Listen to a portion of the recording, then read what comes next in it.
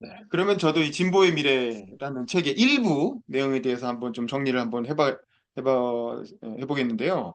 제가 이 책을 한 세 번째쯤 읽은 것 같아요. 처음에 나왔을 때 한 번 읽고, 중간에 이제 노무현 대통령 관련된 강의 준비하면서, 유튜브에 올라가 있죠. 그 강의 준비하면서 한 번 다시 읽고, 이번에 이제 또 이 책의 이 파트만 갖고 또 강의를 해야 되니까 한 번 더 다시 읽었는데, 이게 이제 노무현 대통령은 원래 책을 어렵게 쓰는 분이 아니거든요. 되게 음. 이제 굉장히 구술적으로 본인의 인생 이야기를 풀어내기 때문에 여보 나 좀 도와줘도 그렇고 지난번에 우리가 읽었던 그 노무현의 리더십 이야기도 그렇고 책이 되게 아, 쉬워요. 쉽고 아주 구체적인 사례들을 위주로 스토리텔링으로 풀어가서 전혀 어렵지가 않아요. 그래서 읽을만 한데 이 책은 상당히 어렵다는 느낌이 들죠. 저도 한 세 번 읽으니까 이제서야 이게 이런 얘기구나라고 이제 파악이 되는데 그건 왜 그러냐면 이 책 자체가 완성된 원고가 아니고 노무현 대통령이 살아계셨으면 절대 이런 식으로 안 냈을 거예요. 이건 책을 내기 위해서 아이디어를 어떤 던지는 과정에서 이제 책의 어떤 초록으로서의 어떤 밑바탕을 만드는 원고기 때문에 이런 건데 이게 살아계셔서 제대로 작업을 했으면 절대 이렇게 안 냈겠죠. 근데 돌아가셨기 때문에 그 옆에 있던 참모들 입장에서 이런 식으로라도 책을 내서 노무현 대통령이 그 당시에 했던 고민을 이제 기록으로 남겨준 건데 그렇기 때문에 파악하기가 어려운 거야. 파악하기가 어렵지만 사실 노무현 대통령의 당시의 어떤 고민으로 돌아가서 또 그 전에 노무현 대통령이 썼던 책들도 다 읽고 당시의 역사적인 정치적인 맥락을 좀 이해한 바탕에서 다시 보면 어떤 문제의식이었는지 이제는 좀 이해가 돼요. 근데 사실은 이렇게 이해하는 분들이 별로 많지가 않은 것 같아. 그래서 여러분들도 한번 들어보시고 한번 판단을 해보세요. 자, 2008년 10월경에 노무현 대통령이 그 참모 몇 명을 모아서 그 진보주의 연구 모임이라는 걸 해보자라고 제안을 합니다. 그 참모 중에 한 명이 이제 이태원 클래스에서 강의하셨던 그 분이죠. 지금 뉴스토마토 대표로 가 계신 분. 이제 뭐 그런 분들 몇 분이 그중엔 언론인도 있었고 정치인도 있었고 같이 정권을 운영했던 학자도 있고 뭐 그랬습니다. 그런 분들을 모아서 진보주의에 관한 책을 내보자라고 준비를 했고 그 초록으로 난 이런 책을 썼으면 좋겠어라고 툭툭툭툭 써서 인터넷에 몇 번 올린 거예요. 그걸 묶어낸 게 이 책의 일부입니다. 우리가 읽었던 일부. 근데 그해 12월경에 겨우 그거 시작한 지 두 달 만에 검찰의 수사가 막 본격화된 거야.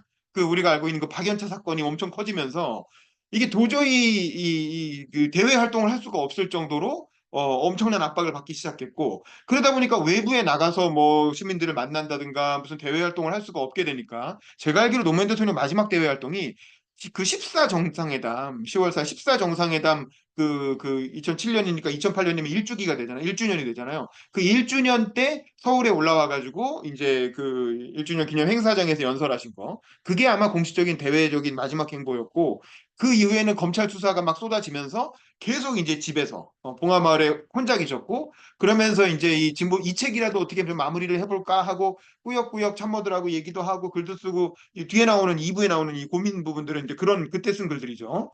그러다가 결국에는 이 책의 맨 앞부분에 보면 이걸 제가 더 이상 끌고 가기는 어렵겠죠 하면서 이제 자기가 좀 과욕을 부린 것 같다라고 하면서 이제 이 작업마저도 중단하게 되고 그리고 5월에 돌아가시게 되는 겁니다. 그러니까 5월에 돌아가시고 나니까 이걸 뭐 이렇게 더 진전시킬 수가 없는 거죠. 노무현 대통령의 고민의 편린들만 남아 있고, 근데 그 위에 돌아가시고 나서 국민적인 그 관심은 또 엄청나게 폭발을 하는 거야. 노무현 대통령을 사람들이 재발견하게 되는 거죠.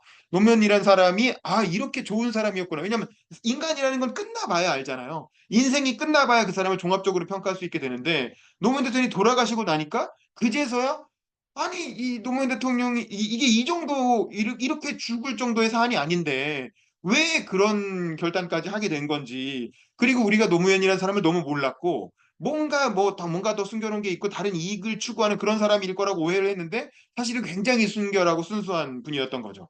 그걸 알게 되면서 많은 사람들이 노무현 대통령이 너무 심리적인 미안함을 느끼면서 이른바 지몬미 지켜주지 못해서 미안해. 노무현 대통령에 대한 부채의식. 그게 엄청나게 폭발을 하면서 500만 명이 거리에서 노무현 대통령 조문을 했고 그리고 이제 봉하마을에 내려가서 그 폭우가 쏟아지는 와중에 장례식장에 참석을 하고 그리고 뭐 노제에도 엄청나게 많은 사람이 참여를 했죠. 저도 현장에서 보도도 하고 현장 같이 지켰는데 자 그러면서 노무현 대통령이 도대체 남긴 글이 뭐야? 노무현 대통령에 대한 글들이 쏟아져 나오기 시작한 거예요. 출판 시장에서. 노무현 대통령 관련된 어떤 회고록이라든가 참모들, 노무현이랑 같이 일했던 참모들, 한때 패족이라 그래갖고 다 숨죽이고 있던 사람들이 다 너도나도 책을 내는 거야. 그래갖고 그 책을 내기만 하면 노무현이란 이름이 들어간 책만 내면 날개 돋친 또 팔리는 거야. 그러니까 너도 나도 노무현 관련된 책을 막 냈고 그리고 요 진보주의 연구 모임에 참여했던 사람들 입장에서는 그 노무현 대통령이 이 고민했던 흔적들이 남아있는데 이걸 안 낼 수가 없잖아요. 그리고 이 국민들의 관심이 이렇게 높은데 그러니까 부족한 내용이지만 노무현 대통령이 남긴 글들을 모아서 그걸로 이 진보의 미래라고 하는 책을 낸 겁니다. 이 진보의 미래라는 제목이 되게 절묘한데 이게 노무현 대통령이 직접 본인의 친필로 쓴 진보의 미래라는 그 표지가 있잖아요. 이걸 표지를 쓰고 있는 걸 보면 본인이 어느 순간 이걸 쓰긴 썼어. 이런 제목을 달고 책을 쓰긴 쓰신 것 같아요. 근데 이 진보의 미래라는 제목이 굉장히 중요해요. 사실은 이 책의 내용은 사람들이 잘 몰라도 제목은 다 알잖아요. 그리고 이 진보의 미래라는 제목이 가져온 효과는 뭐냐면 민주당을 진보 진영으로 끌어들인 거예요. 그 전에는 아무도 김대중의 민주당에 대해서 진보라고 하지 않았어요. 김대중 스스로도 동교동계도 자기들 진보 정당이라고 하지 않았어요. 우리는 항상 보수 정당이라고 했지. 그래서 보수 양당 체제라고 했지. 민주당 계열을 김대중 스스로도 그렇고 김대중은 왜냐면 워낙 레드 컴플렉스에 평생 시달려왔기 때문에 내용적으로는 리버럴하고 진보적인 그 컨텐츠가 있었지만 그걸 진보라고 말을 못하는 거지. 진보라고 말을 하는 순간 너 그럴 줄 알았다. 이 빨갱이 이렇게 공격이 들어오니까 내용적으로 진보지만 진보란 말을 못한 거야. 한국 사회에서는 진보인데 진보란 말을 못했고 노무현 대통령 때까지 그래서 중산층과 서민을 위한 정당이라고 좀 애둘러서 얘기했죠. 중산층과 서민을 위한 일종의 중도 정당, 중도 보수 정당이라는 식으로 이제 얘기를 했고 그래서 이제 나중에 이제 이게 이 노무현 정부로 넘어오면서 노무현 대통령은 이 진보와 보수의 문제를 되게 진지하게 고민을 했고 그래서 이 본인이 했던 이 5년간의 어떤 정부 그리고 김대중 정부까지 포함해서 이 노무현 대통령은 반드시 김대중 노무현 정부라고 얘기하지 노무현 정부만이라고 얘기하지 않아요. 이 책을 잘 보세요. 김대중과 노무현 정부를 묶어서 같이 생각하고 있어요. 그건 뭐냐면 김대중 정부와 노무현 정부가 정책적으로 일관됐다라는 거야. 하나의 일관된 방향성을 추구했고 그게 무엇이었느냐? 김대중 정부와 노무현 정부의 노선이 무엇이었느냐? 이걸 질문하고 싶은 거예요. 이 책을 통해서. 그걸 본인도 찾고 싶었던 거야. 이 김대중 정부와 노무현 정부를 도대체 어디에 위치시켜야 되는가? 그 고민을 했던 거고 그걸 진보의 미래라는 제목을 통해서 김대중 노무현 정부는 결국 진보였다. 한국 사회의 진보였다라고 해서 이제 이 이른바 이 레드 컴플렉스 혹은 이제 이 보수에 대한 어떤 그 패배주의 그걸 넘어서고 이걸 진보 진영으로 끌어들인 겁니다. 김대중 노무현의 역사를. 그러니까 그래서 사실 그전에는 진보하면 권영길, 민주노동당, 그다음에 정의당 이 정도를 그리고 학생운동 세력, 뭐 제야 세력 이런 걸 진보라고 생각했지 그 제도권 정당을 진보라고 생각하지 않았어요. 근데 이제 김대중 노무현 정당이 진보가 되면서 진보 진영의 포션이 엄청 커진 거죠. 이전에 비하면 이전엔 진짜 합집불도 안 됐는데 사실은 진보 진영의 파이를 우리나라 정치 세계에서 엄청나게 키운 그런 계기가 있는 책이었다. 그런 계기가 된 책이었다. 이런 생각이 들고. 그래서 어쨌든 그 본인 스스로를 김대중과 노무현을 스스로 진보라고 규정함으로써 어떤 이 진보주의의 어떤 틀 자체를 변화시키면서 사실은 진보의 내용을 변화시키려고 했던 거예요.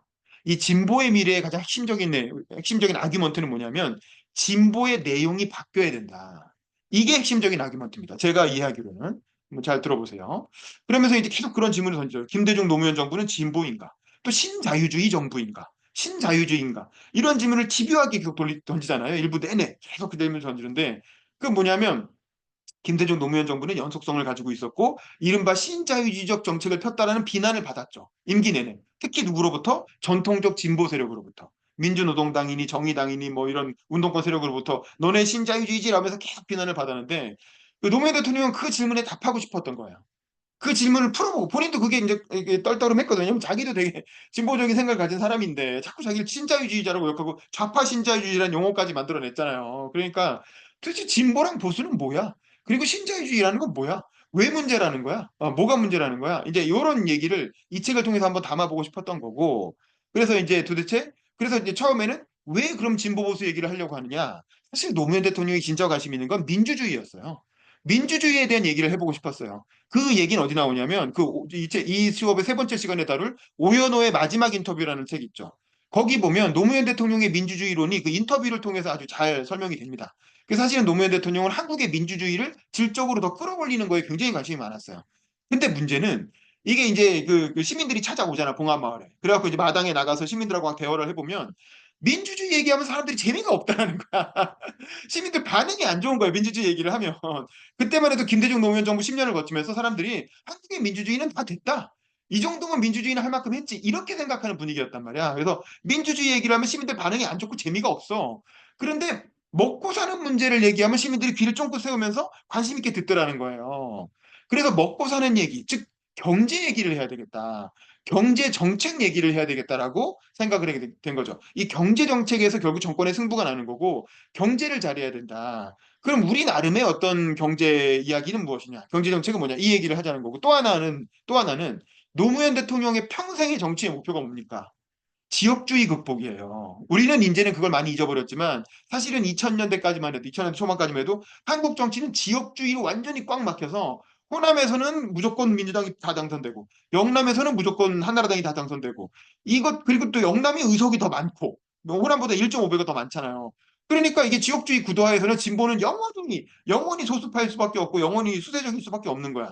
그러니까 이제 그 삼당 합당, 그 호남을 포위시킨 이 보수 삼당 그 우위 구도, 이걸 이게 기울어주는 동장이라고 했죠. 요즘은 보수가 기울어주는 동장 얘기하잖아요. 요즘은 진보적으로 기울어졌다고 얘기하는데 그때만 해도 압도적으로 보수에게 유리한 기울어주는 동장이라고 다들 생각을 했고 노무현 대통령도 그런 입장에서 정치를 했고 그러니까 이 지역주의를 극복하기 위해서 노무현 대통령이 주장한 게 뭡니까? 대연정이잖아요. 대연정을 해서 총리고 장관이고 다 한나라당한테 줘서라도 선거법을 바꿔서 지역주의를 극복하자라고 노무현 대통령이 마지막에 이제 시도를 했던 건데 그걸 이제 박근혜가 안 받아버렸죠. 원래 박근혜한테 총리 시키려고 했는데 안 받았고 그러면서 선거법을 바꿔서 지역주의를 극복하는 건 불가능하게 된 거예요. 그러니까 노무현 대통령이 퇴임 이후에 생각한 건 뭐냐면 그럼 정치 구도를 바꾸자.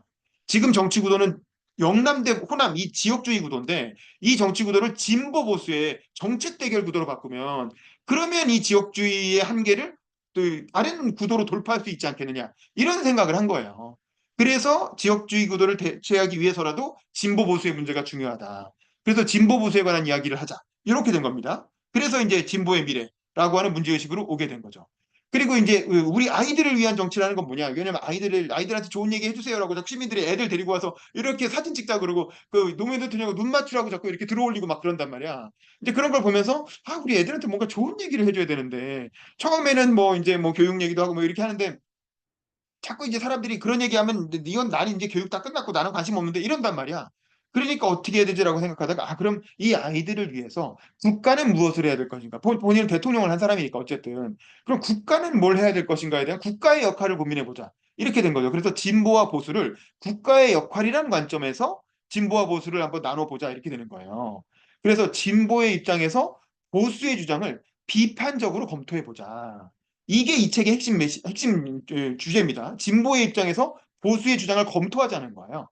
그리고 왜냐하면 보수가 그 당시에 주장하고 있는 제기한 쟁점들이 중요하다는 거예요.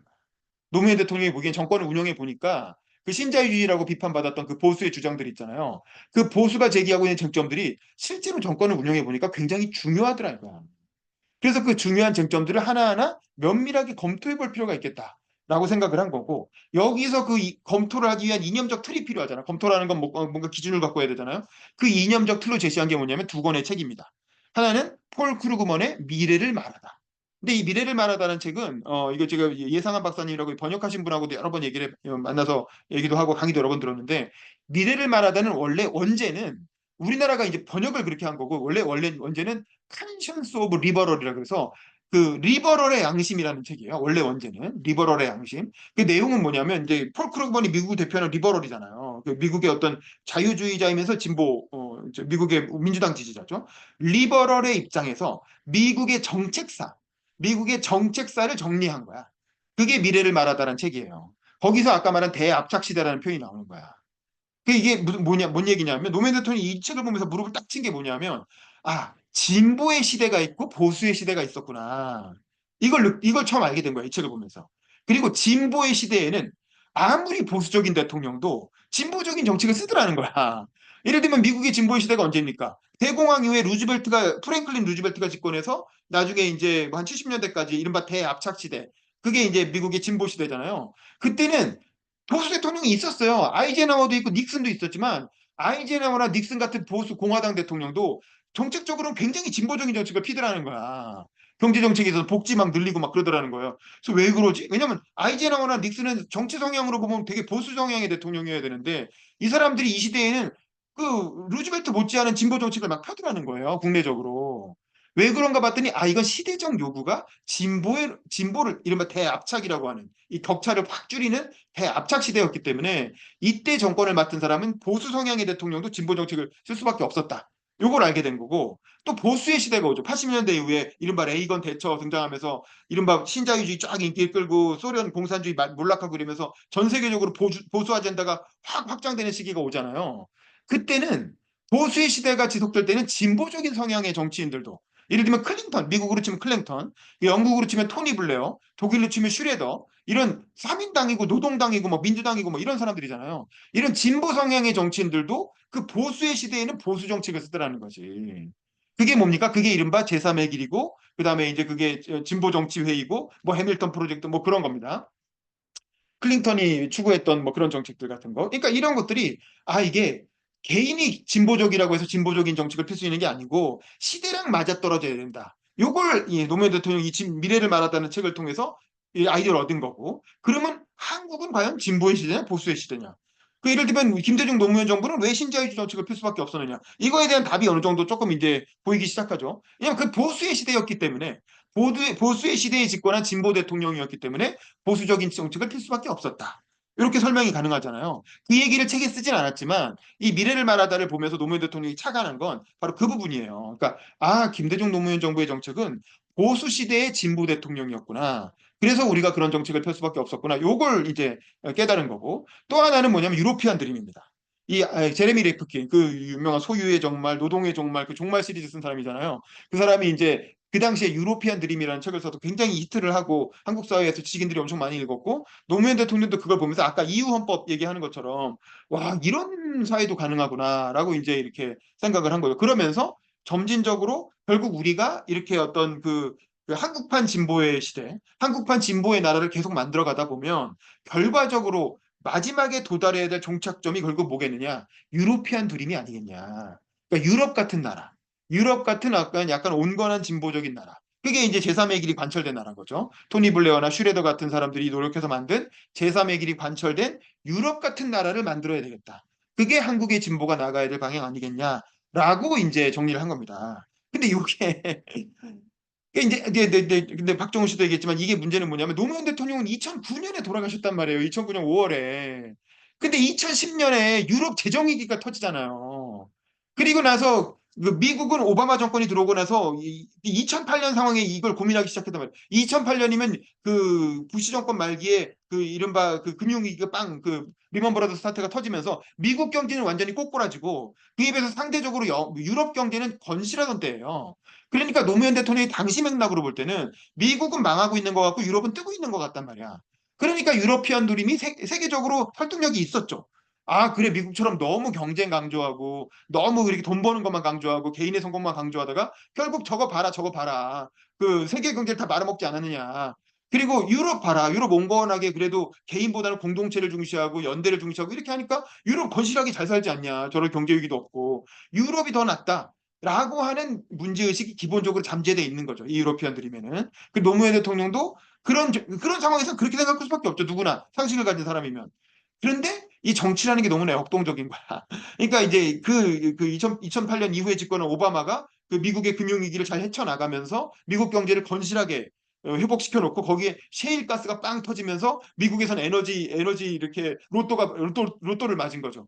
그에 비해서 유럽은 너무 방만하게 재정을 쓰다가 유럽 재정 위기를 1차로 맞고 그러면서 이제 그 이렇게 유럽이 이제 미국이 성장할 때 유럽은 성장을 못하고 이제 꾸물꾸물 대다가 최근에 러시아 우크라이나 전쟁 빵 터지면서 러시아에서 갖다 쓰던 가스를 딱 끊겨버리니까 에너지 위기가 딱 오니까 유럽이 오히려 경제가 지금 고꾸라지고 있는 상황이죠. 그러니까 노무현 대통령이 만약에 더 살아서 지금 그 상황까지 봤다면 또 다르게 얘기했을 거예요. 또 다른 판단을 했을 거예요. 근데 노무현 대통령으로서는 인생이 그때 끝나버렸기 때문에 그 이후에 어떤 이 상황을 반영할 수가 없었던 거죠. 저는 그거는 뭐 시대적 한계라고 생각합니다. 그거는 우리가 더 오래 살아남았기 때문에 알 수 있는 거지. 그거는 반칙이지. 우리는 뒤에 그 답안지를 본 거고 노무현 대통령 그때 답안지를 못 본 거잖아요. 그러니까 그걸 가지고 노무현 대통령 비판할 수는 없다고 봐요. 저는 뭐 이거는 역사에 이제 컨닝을 한 거니까 우리는 스포일러를 당한 거니까. 근데 어쨌든 그건 그렇고 그래서 이 제레미 리프킨과 폴 크루그먼이라는 미국과 유럽을 상징하는 당대 최고의 리버럴 지식인, 당대 최고의 어떤 진보적 지식인들의 어떤 그 책들을 읽고 노무현 대통령도 그에 준하는 책을 쓰고 싶었던 거야. 그런 책을 써서 한국판 미래를 말하다. 한국판 유러피안 드림입니까? 코리안 드림이죠. 그걸 써서 그걸 갖고 시민들하고 한번 토론을 해보고 싶다라는 게 이제 노무현 대통령의 고민이었던 것 같아요. 근데 이제 그걸 2009년 5월에 서거하셨기 때문에 그걸 이루지 못하고 아쉽게도 이제 끝나게 되는 거죠. 하지만 그럼에도 불구하고 어쨌든 이 문제의식은 그러니까 그렇게 탑재를 해서 이 책이 시작이 됐다는 거야. 그래서 이런 문제의식을 가지고 김대중 노무현 정부도 이 한국판 보수의 시대를 살면서 진보 대통령으로서 보수적인 이른바 신자유주의 정책을 쓸 수밖에 없었다. 이 얘기를 하고 싶었던 거고 그러면 그 신자유주의 정책은 도대체 무조건 나쁜 거냐? 실제 정책이 뭡니까? 예를 들면 김대중 정부는 민영화를 주로 추진했죠. 그리고 정리해고를 받아들였잖아요. 왜냐하면 IMF 이후에 그거 안 받아들이면 IMF가 돈을 안 빌려준다고 하니까 안 그랬으면 우리나라 기업들 그때 다 망했겠죠. 그래서 노동시장의 유연화를 일부 받아들이고 정리해고를 받아들이고 그다음에 민영화도 일부 받아들여서 일부 공기업들 뭐 KT니 한전이니 뭐 이런 것들을 이제 민영화를 했죠. 고레일이니. 그리고 노무현 대통령은 거기에 더해서 노무현 대통령 민영화는 좀 멈췄죠. 왜냐하면 김대중 정부 때 어느 정도 했기 때문에 민영화는 멈췄지만 결정적으로 한미 FTA를 추진했죠. 그래가지고 이제 한미 FTA 추진해서 난리가 나가지고 미친 거 아니냐 이러면서 신자유주의자라고 엄청 비난을 받았잖아요. 그러니까 김대중 정부와 노무현 정부가 썼던 이 신자유주의 정책들 이게 과연 나쁜 것이었냐? 이걸 우리가 어떻게 봐야 되느냐? 이 얘기를 이제 한번 검토해 보자라는 겁니다. 그리고 또 신자유주의 내용에 보면 감세의 논쟁, 복지 지출 규모에 관한 논쟁, 민영화를 할 것이냐 말 것이냐, 노동의 유연화를 받아들일 것이냐 말 것이냐, 또 정부와 공기업을 구조조정할 것이냐 말 것이냐, 또 규제를 철폐한다면 어떻게 규제를 철폐해야 되냐 말아야 되냐, 그리고 개방을 해야 되냐 말아야 되냐, 이런 것들 다 신자유주의 논쟁들이거든요. 그런 다양한 논란들이 있는데 이런 보수의 정책들이 다 틀린 거냐? 노무현 대통령 보기엔 아니라는 거야. 꼭 그렇지 않다는 거야.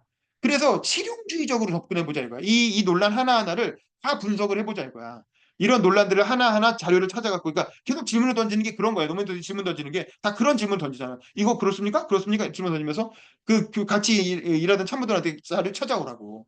요거 가지고 한번 토론해보게 자료 찾아오라고. 계속 이제 그런 이제 요청을 하고 있는 거죠. 그러면서 일단 그 중에서도 일단 노무현 대통령은 개방이나 경쟁에 대해서는 명확하게 얘기합니다. 이건 긍정적 측면 분명히 인정한다. 그러니까 경쟁 자체를 반대하는 사람이 아니에요.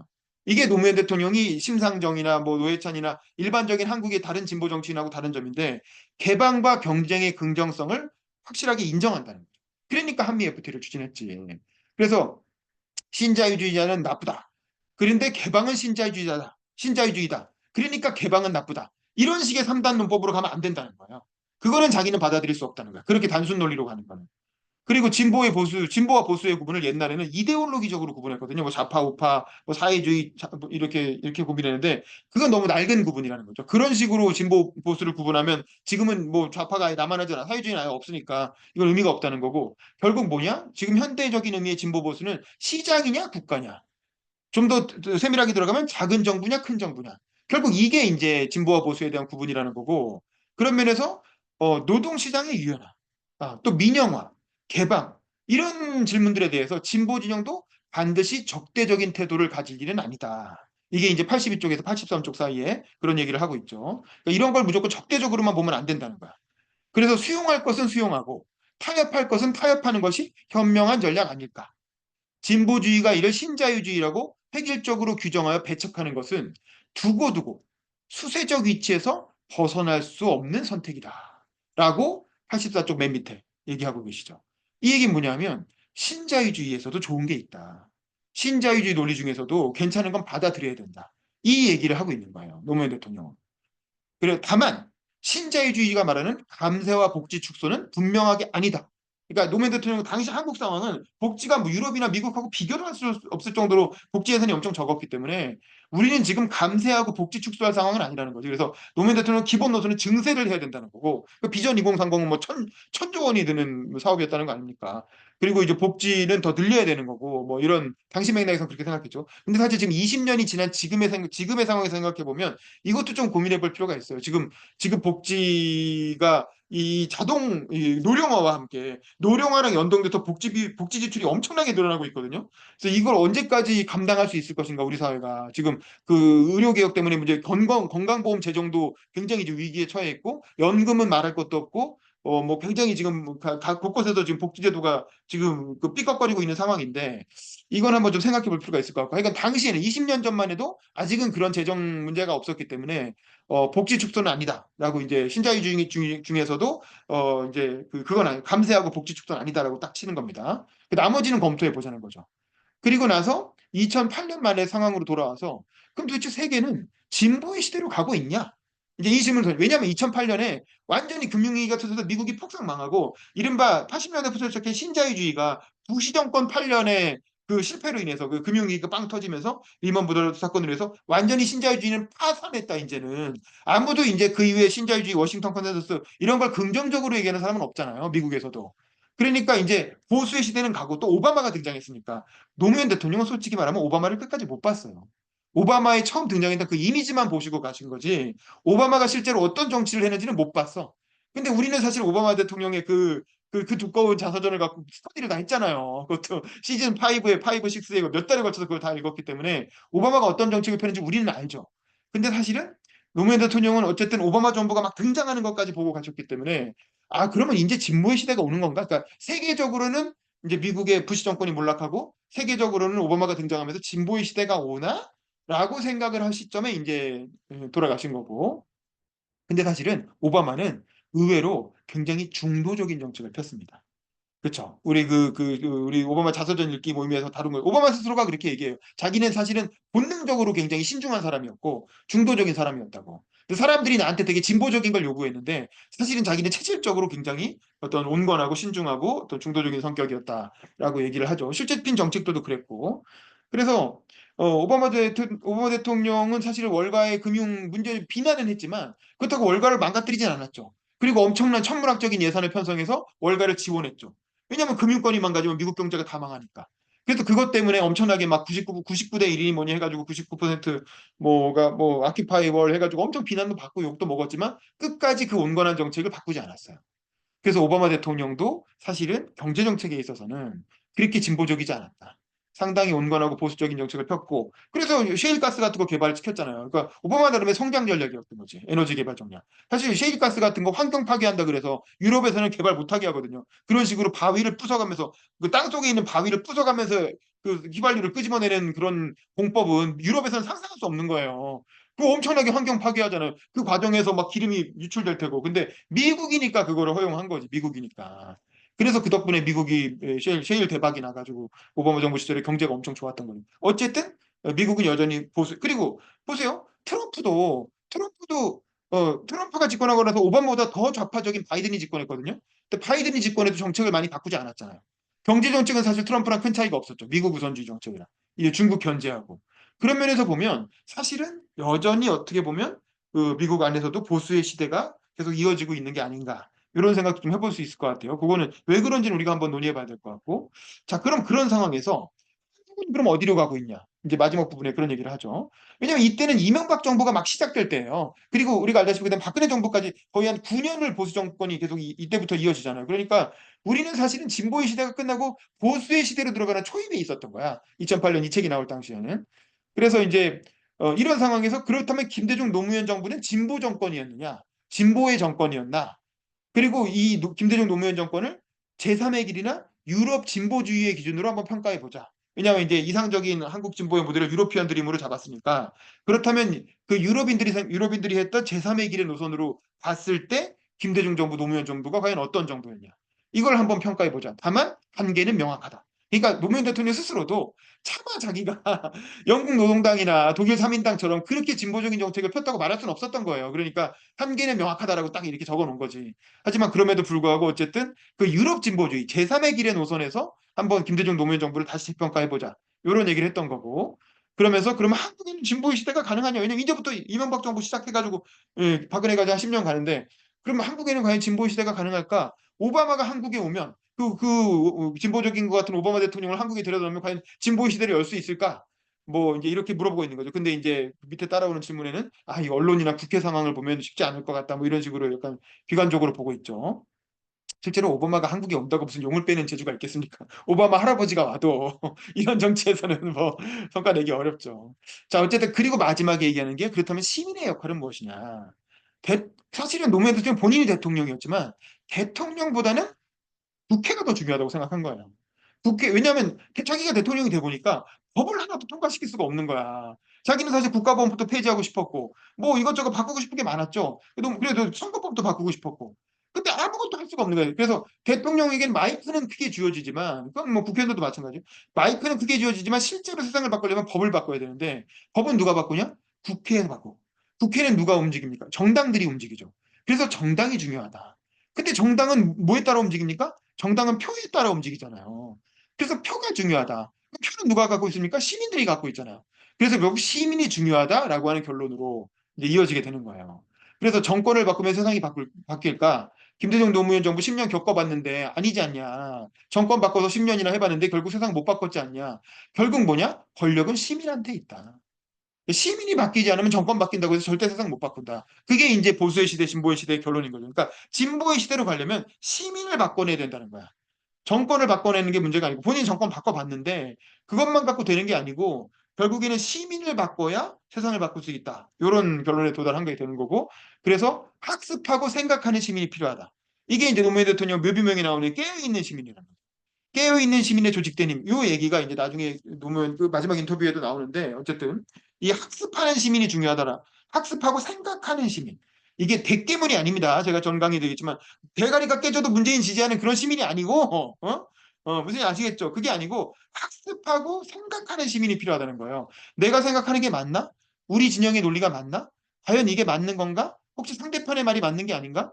상대 진영의 말이 더 맞는 얘기가 아닐까? 우리가 뭐 잘못 생각하고 있지 않나라고 끊임없이 그 새로운 책 들여다보고 예를 들면 저 상대편이 저런 얘기를 하면 그 사람들 책도 한번 들여다보고 계속 공부하고 생각하는 그런 시민이 필요하다는 거죠. 그래서 결론이 시민의 지혜와 용기가 필요하다.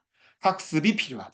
이렇게 하고 책이 끝납니다. 일부가 끝납니다. 근데 이거는 뭐 책이라기보다는 그냥 이렇게 메모죠, 메모. 책을 쓰기 위한 메모인데 그 메모의 마지막이 바로 학습이 필요하다. 이건 노무현 대통령 스스로도 그렇고 스스로도 학습이 필요하다는 거고 왜냐면 나도 모르겠는 게 많으니까 계속 질문만 던졌잖아요. 그리고 시민들도 더 많이 배워야 된다. 그래서 시민을 바꿔내야 결국 진보의 시대를 열 수 있다. 그게 바로 진보의 미래가 추구해야 될 방향이다. 라고 이제 얘기를 하고 있는 거죠. 그래서 저는 다시 읽으면서 노무현 대통령이 이런 고민을 했구나라는 게 이제 좀 정리가 됐고 이게 어쨌든 제가 보기엔 이 진보의 미래라는 책의 큰 핵심은 진보의 변화를 촉구하는 겁니다. 진보가 기존의 어떤 민주노동당의 노선 혹은 정의당의 노선에만 신자유주의 이른바 반신자라 그랬거든요. 반신자유주의, 신자유주의 비판에만 머물러 있을 게 아니라 신자유주의의 내용을 비판적으로 검토를 하되 그중에 일리가 있고 합리적인 내용을 수용해야 된다는 거죠. 수용해서 진보적인 대안을 제시해서 그걸로 이제 세상을 바꿔 나가야 된다. 그래서 진보의 시대를 열어야 된다라고 하는 게 이 책의 주된 내용이었고 그래서 이제 이거는 진보 진영의 변화를 촉구하는 메시지였고 신자유주의 비판이라는 낡은 고정관념에 매몰되지 말고 보수의 주장이 진짜 맞는지 아닌지를 합리적으로 면밀히 검토를 해봐라. 그리고 그중에서 받아들일 건 받아들이고 또 대안을 제시해라. 그래서 미국의 진보나 가능하면 유럽의 진보 혹은 제3의 길과 같은 길을 가야 되지 않겠느냐. 그 얘기를 하고 있는 거죠. 그리고 또 한 발 더 나가자면 아메리칸 드림보다는 유로피안 드림. 그래서 개인보다는 공동체가 같이 잘 사는 나라. 그런 나라를 만들어 보자. 이런 얘기를 하고 싶었던 거고, 이를 위한 시민 학습 운동을 해보자. 이 책을 쓰겠다고 하는 이유가 뭐냐면, 이걸로 교과서를 만들어 갖고, 노무현 대통령이 강사가 돼서 전국을 돌아다니면서 강의를 하겠다는 거였어요. 이 노무현 대통령의 생각은. 그래서 대학에서 강의를 하던가, 뭐 강좌를 열어갖고, 아니면 그냥 시민 강좌 같은 걸 열어서 전국의 순회 강연을 다니는 거지.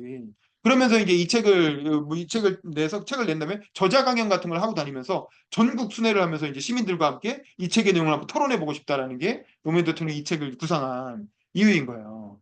자, 그런데 이제 오늘날의 이제 민주당 또 오늘날의 한국 정치 상황으로 돌아와서 이 책을 한번 리뷰를 해보면 여기 오늘 민주당 쪽에서 활동하시는 정치인분들도 많이 들어오셨는데 정치인 혹은 참모분들 현재 민주당이 과연 노무현의 이런 고민의 지점에서 활동하고 있느냐. 오히려 노무현의 고민보다 훨씬 더 기존의 진영 논리로 후퇴한 거 아니냐. 심지어 이건 현재의 민주당뿐만 아니라 문재인 정부도 마찬가지였어요.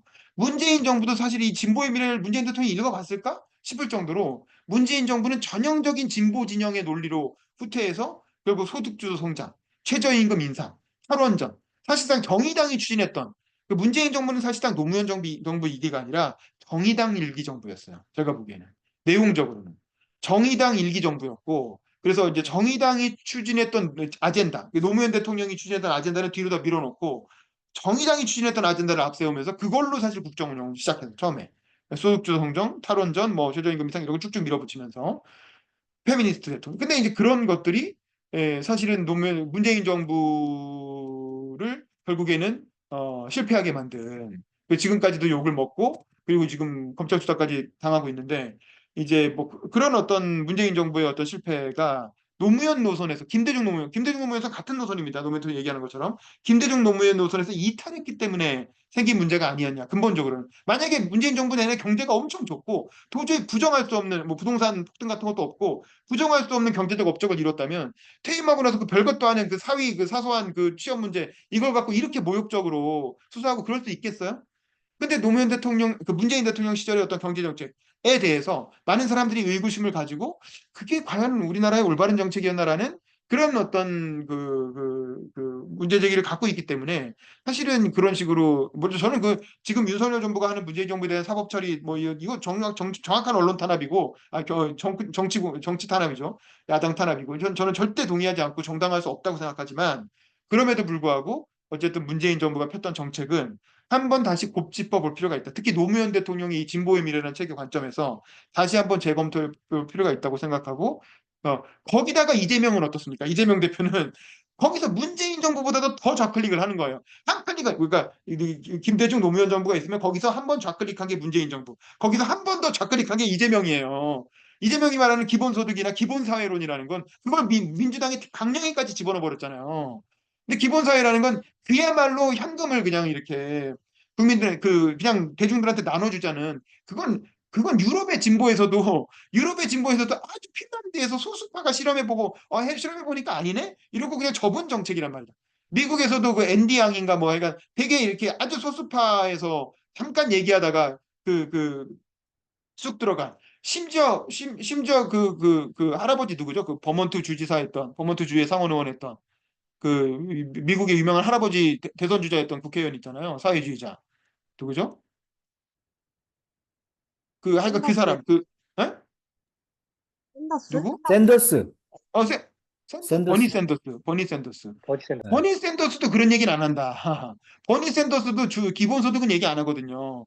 근데 사실 기본소득은 그거보다 훨씬 더 간 거예요. 근데 어쨌든 그래서 이제 지금 민주당이 이런 노선을 피는 게 과연 김대중 노무현의 어떤 그 시각에서 생각해 보면 과연 이게 맞는 노선이냐, 김대중 노무현을 이어가는 정당이라고 할 수 있느냐는 한번 좀 고민해 볼 필요가 있습니다. 그래서 이 진보의 미래라는 것도 다시 한번 차분하게 복귀해서 읽어보면서 과연 지금 민주당이 이렇게 가고 있는 게 맞나? 라는 거에 대한 한번 이제 재검토를 해볼 필요가 있는데 지금 뭐 당내에서 이런 걸 공개적으로 얘기할 사람은 아무도 없죠. 얘기하면 바로 날아가는 분위기니까. 근데 그렇더라도 그냥 이 당원들이라도 이 소리 없이 공부를 하고 있어야지. 그러다가 어느 순간 기회가 올 수도 있잖아. 어느 순- 그랬을 때 어느 순간 이재명 그 노선이 턴해야 될 시점이 올 수가 있거든요. 그랬을 때 바로 이렇게 김대중 노무현 노선을 복원하기 위해서라도 이 진보의 미래라는 책은 한번 잘 읽고 검토해 봐야 될 그런 책이 아닌가라는 생각으로 일단 제 1부에 관한 리뷰 마치도록 하겠습니다.